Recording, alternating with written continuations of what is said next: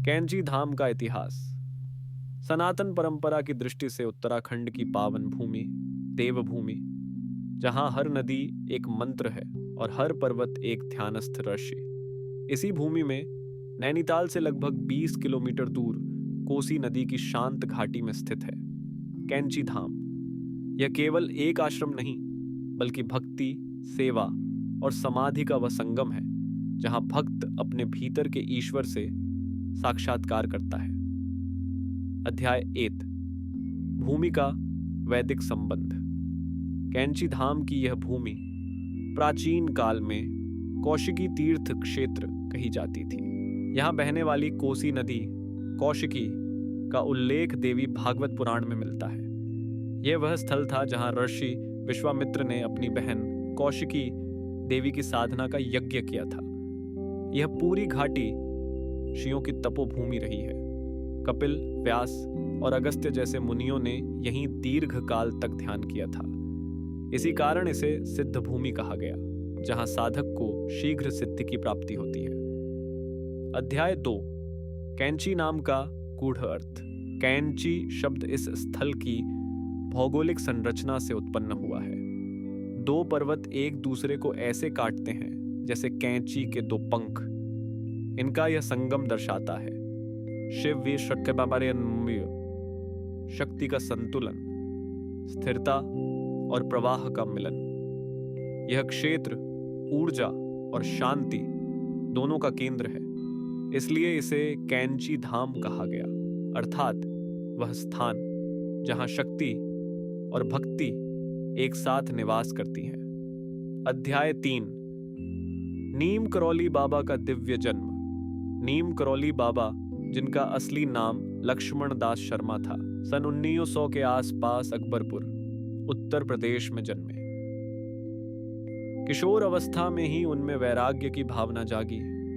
वे परिवार का त्याग कर उत्तर की ओर निकल पड़े। उनका लक्ष्य था ईश्वर की सेवा और मानव कल्याण।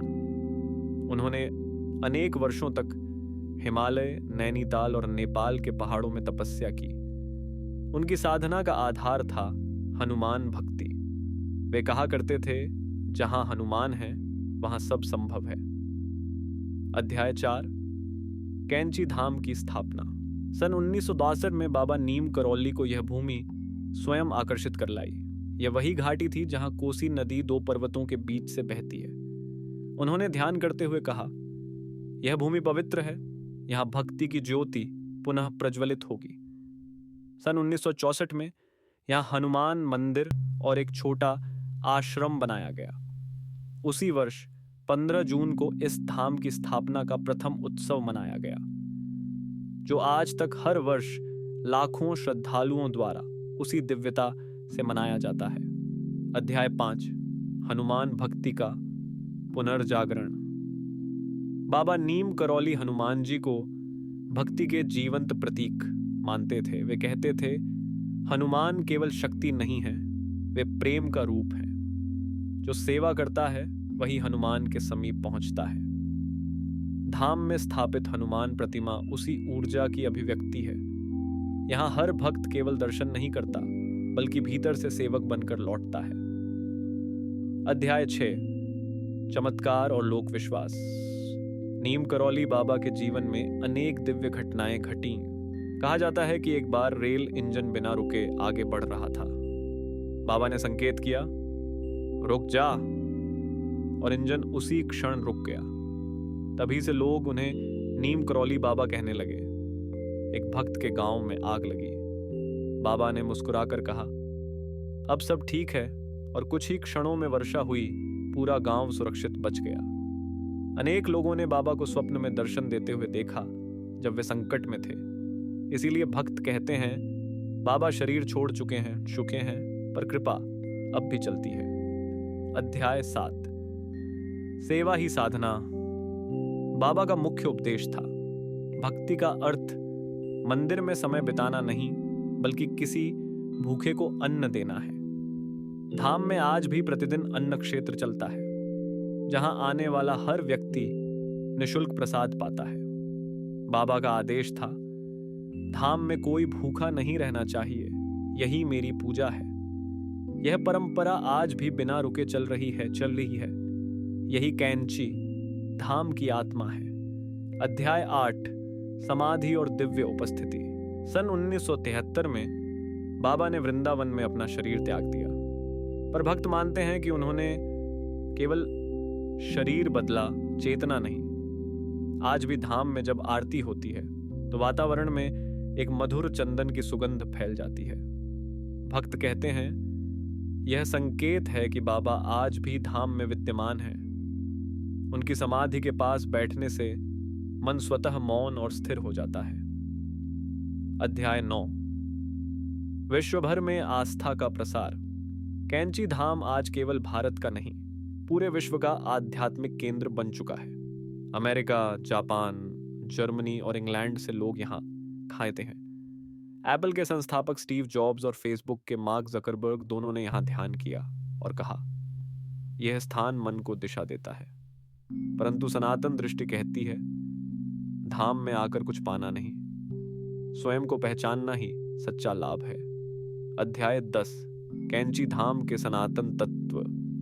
कैंची धाम में हर तत्व एक गूढ़ प्रतीक है, जो वेदों की उस शिक्षा को दोहराता है कि दिव्यता बाहर नहीं, भीतर है। 1, हनुमान तत्व, भक्ति, सेवा और निर्भयता का प्रतीक। 2, कोसी नदी, प्रवाह, शुद्धि और जीवन की निरंतरता का संकेत। 3, पर्वत संगम, शिव शक्ति का संतुलन। 4, नीम करौली बाबा, गुरु तत्व, जो आत्मा को मार्ग दिखाता है। 5, प्रसाद सेवा, कर्मयोग का मूर्त रूप, जहां देने में ही प्राप्ति है। धाम का प्रत्येक शिलाखंड कहता है, जब तक सेवा में आनंद नहीं तब तक साधना अधूरी है। अध्याय 11, कैंची धाम की पवित्र यात्रा। संक्षिप्त मार्ग।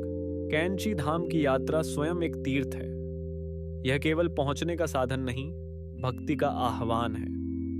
दिल्ली से दूरी लगभग 310 किलोमीटर।